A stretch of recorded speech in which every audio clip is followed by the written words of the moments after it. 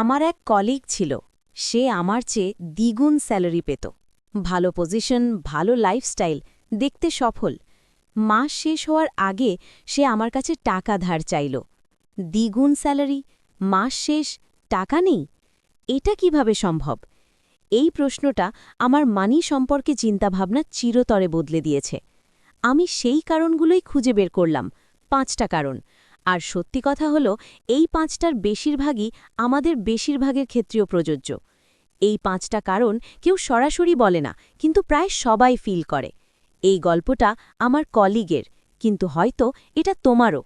অফিসে আসতো সবসময় সুন্দর পোশাকে, সবাই তাকে সম্মান করত। সিনিয়র পজিশন, গুড স্যালারি, দেখতে মনে হতো এই লোকের সব আছে। প্রতি বছর নতুন ফোন, সেরা মডেল, আমরা সবাই দেখতাম। বন্ধুদের সাথে বাইরে গেলে সেই বিল দিত, সব সময়, যেন দেওয়াটা তার কাছে কিছুই না। ভালো এরিয়াতে অ্যাপার্টমেন্ট, একটা গাড়ি ছিল, লাইফস্টাইল দেখে মনে হতো এই লোক সত্যিই ভালো করছে।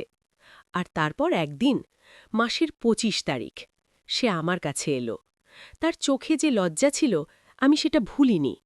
দ্বিগুণ স্যালারি পাওয়া মানুষের চোখে লজ্জা। আমি তাকে জাজ করিনি, আমি কৌতূহলী হলাম। কিভাবে হলো এটা? আমি কারণ খুঁজলাম, আর পেলাম 5টা, যেটা আমাকে চমকে দিয়েছিল। কারণ 1, তার ইনকাম বাড়ত, কিন্তু লাইফস্টাইল আরও দ্রুত বাড়ত। স্যালারি বাড়লে নতুন ফোন, স্যালারি বাড়লে বড় অ্যাপার্টমেন্ট, স্যালারি বাড়লে দামি রেস্টুরেন্ট। ইনকাম আর এক্সপেন্সের মাঝে গ্যাপ কখনো বাড়েনি। ফোনের ইএমআই শেষ হবার আগেই নতুন ফোনের ইএমআই শুরু। এটাই লাইফস্টাইল ইনফ্লেশনের ট্র্যাপ। কারণ 2, সে অন্যদের খুশি করতে নিজের টাকা খরচ করত। অফিস পার্টি সে দিত, বন্ধুর বার্থডে সে দিত, টিম লাঞ্চ সে দিত। কেউ জোর করত, সে নিজেই করত। এখানে একটা গুরুত্বপূর্ণ কথা আছে। ধার করে জেনারসিটি দেখানো, এটা জেনারসিটি না, এটা পারফরম্যান্স। সত্যিকারের কারণ হলো সে ভয় পেত, যদি একবার না দেয় তাহলে মানুষ কি ভাববে। এই ফিয়ারটাই তাকে শেষ করছিল। কারণ 3 আর 4 এগুলো কেউ অ্যাডমিট করে না, কিন্তু প্রায় সবাই ফিল করে। কারণ 3, ইমোশনাল স্পেন্ডিং। এটা সবচেয়ে কম আলোচিত, কিন্তু সবচেয়ে বেশি ক্ষতিকর। অফিসে স্ট্রেস হলে কিছু অর্ডার করত অনলাইনে, কোনো আর্গুমেন্ট হলে বাইরে গিয়ে দামি কিছু কিনত, স্যাড ফিল করলে রেস্টুরেন্টে যেত।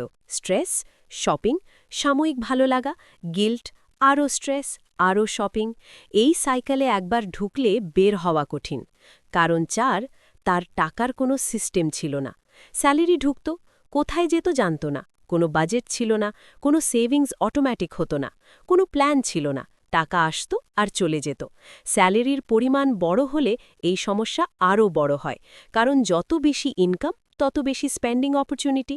সিস্টেম না থাকলে বেশি ইনকাম মানে বেশি খরচ। কিন্তু 5 নম্বর কারণ, এটাই সব কিছুর রুট কজ। এটাই না থাকলে 1, 2, 3, 4 কোনোটাই হতো না। 5 নম্বর কারণ 5, তাকে কখনো শেখানো হয়নি টাকা আসলে কি, কিভাবে কাজ করে, কিভাবে রাখতে হয়। স্কুলে বাংলা পড়েছি, ইংরেজি পড়েছি, গণিত পড়েছি, কিন্তু কেউ বলেনি স্যালারি পেলে কি করতে হয়, সেভিংস কিভাবে করতে হয়, ইনভেস্টমেন্ট কি, কম্পাউন্ড ইন্টারেস্ট কি, ডিপিএসের রিয়েল রিটার্ন কত, ইনফ্লেশন কিভাবে তোমার সেভিংস কমাচ্ছে, লোনে ফ্ল্যাট রেট আর রিডিউসিং ব্যালেন্সের পার্থক্য কেউ শেখায়নি। এবং এখানে গুরুত্বপূর্ণ কথা হলো, এটা তার দোষ না, সিস্টেম তাকে প্রিপেয়ার করেনি, সিস্টেম আমাদের কাউকে করেনি। কিন্তু তুমি এই ভিডিও দেখছ, এটাই পার্থক্য। তুমি জানতে চাইছ, এটাই সবচেয়ে গুরুত্বপূর্ণ ফার্স্ট স্টেপ। আমার সেই কলিগ, সে খারাপ মানুষ ছিল না, অবহেলাকারী ছিল না, শুধু কেউ তাকে শেখায়নি। এখন চলো দেখি কি করা উচিত ছিল আর কি তুমি এখনই শুরু করতে পারো। 5টা সলিউশন, আর একটা আজকেই 10 মিনিটে শুরু করা যায়। Solution 1, income separation rule. Salary ঢোকলে সাথে সাথে আলাদা করো। স্যালারি ঢোকার সাথে সাথে 3 ভাগ করো। 60% মাসের খরচ, 20% সেভিংস, 20% ইনভেস্টমেন্ট বা emergency fund. Automatic transfer set up করো। সবচেয়ে গুরুত্বপূর্ণ, অটোম্যাটিক করো। উইল পাওয়ারের ওপর নির্ভর করো না। স্যালারি ঢোকলে আগের দিনই অটোম্যাটিক ট্রান্সফার চলে যাবে। সলিউশন 2, সোশ্যাল স্পেন্ডিংয়ের একটা ফিক্সড লিমিট রাখো। প্রতি মাসে একটা ফিক্সড অ্যামাউন্ট ঠিক করো সোশ্যাল স্পেন্ডিংয়ের জন্য, এর বেশি না। বন্ধুদের সাথে সময় কাটাও, কিন্তু সেই বাজেটের মধ্যে। সলিউশন ৩ তোমার ইমোশনাল স্পেন্ডিং ট্রিগার খুঁজে বের করো। তোমার গত ৩টে আননেসেসারি পারচেজ দেখো। কোন ইমোশনে কিনেছিলে? Stress, boredom, anger, loneliness? এই প্যাটার্ন চেনা এটাই শুরু। সলিউশন ৪ আর ৫ এগুলো তোমার ফাইন্যান্সিয়াল ডিএনএ পরিবর্তন করে পার্মানেন্টলি। সলিউশন ৪ মান্থলি মানি ডেট। প্রতি মাসে একদিন ৩০ মিনিট। প্রতি মাসের শেষে একটা দিন শুধু তুমি আর তোমার ফাইন্যান্স স্টেটমেন্ট দেখো। কোথায় গেছে হিসাব করো। আগামী মাসের প্ল্যান করো। মানি ডেটে চেক করো এই মাসে কত এলো, কোথায় গেল, সেভিংস হলো কিনা, কোনো আননেসেসারি চার্জ ছিল কিনা, পরের মাসে কি বদলাতে হবে। সলিউশন ৫ প্রতি মাসে ফাইন্যান্সিয়াল লিটারেসিতে ইনভেস্ট করো। এটাই সবচেয়ে বেশি রিটার্ন দেওয়া ইনভেস্টমেন্ট। প্রতি মাসে একটা ফাইন্যান্সিয়াল বুক, প্রতি সপ্তাহে একটা ভিডিও, ১ বছরে ১২টা বই আর ৫২টা ভিডিও। তোমার ফাইন্যান্সিয়াল লাইফ অচেনা হয়ে যাবে। একই ইনকাম, একজন ফাইন্যান্সিয়াল লিটারেসিতে ইনভেস্ট করে, একজন করে না। ৫ বছর পর তারা দুটো সম্পূর্ণ আলাদা জায়গায়। এখন তোমাকে বলি, আমার সেই কলিগের কি হলো? সেটা আমাকেও চমকে দিয়েছিল। সে বদলে গেছে, কিন্তু যেভাবে বদলেছে সেটাই সবচেয়ে গুরুত্বপূর্ণ। ফোন বদলালো, নতুন না, পুরানোটাই রাখল। আর সে নিয়ে কোনো অ্যাংজাইটি নেই তার। রেস্তোরাঁয় গেলে এখন সবাই সমানভাবে দেয়, সে আর একা দেয় না। আর জানো কি, কেউ তাকে ছেড়ে যায়নি। আর সবচেয়ে বড় পরিবর্তন, প্রতি মাসে সেভিংস হচ্ছে, ছোট কিন্তু কনসিস্টেন্ট, প্রথমবার জীবনে। কিন্তু এই পুরো গল্পে একটা জিনিস আমি বলিনি। যখন তার কারণগুলো খুঁজছিলাম, আমি নিজেকে দেখতে পেলাম। একই প্যাটার্নস, একই হ্যাবিটস, শুধু কম ইনকামে। এবং আমার মনে হয় এই শহরে বেশিরভাগ মানুষের মধ্যে এই কলিগের একটু একটু করে আছে। আর এটা স্বীকার করা, এটাই পরিবর্তনের শুরু। আর এই পুরো গল্পের সবচেয়ে গুরুত্বপূর্ণ লেসন, ইনকামের পরিমাণ তোমার ফাইন্যান্সিয়াল হেলথ নির্ধারণ করে না, সিস্টেম করে, হ্যাবিট করে, নলেজ করে। ৩০,০০০ টাকার মানুষ যদি ২০% সেভ করে আর ১,০০,০০০ টাকার মানুষ কিছু না করে, ৫ বছর পরে ৩০,০০০-এর মানুষ এগিয়ে। সামারি দেখো। কারণ ১ lifestyle inflation, solution income separation. কারণ ২ social performance, solution social budget.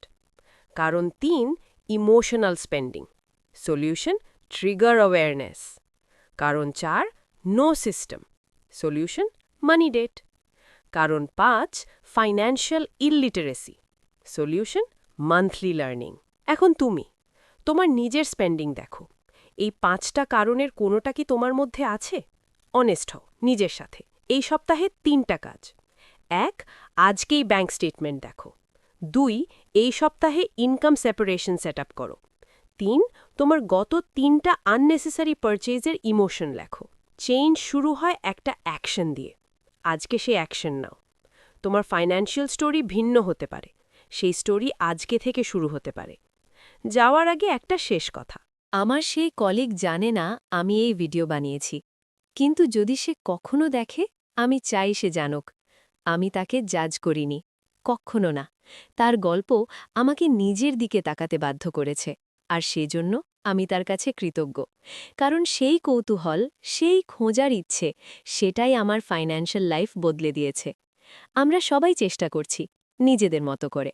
আর চেষ্টা করাটাই শুরু। এই ভিডিওটা একজনকে পাঠাও যে হয়তো আমার কলিগের মতো পরিস্থিতিতে আছে। বলো না যে তুমি তাদের নিয়ে ভাবছ, শুধু লিংক পাঠাও। যদি এই ভিডিও তোমার কাছে রিয়েল মনে হয়েছে, সাবস্ক্রাইব করো। প্রতি সপ্তাহে এরকম রিয়েল কথা বলি।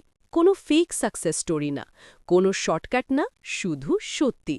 কমেন্টে একটাই কাজ করো, এই ৫টা কারণের মধ্যে তোমার মধ্যে কোনটা সবচেয়ে বেশি আছে, ১ থেকে ৫।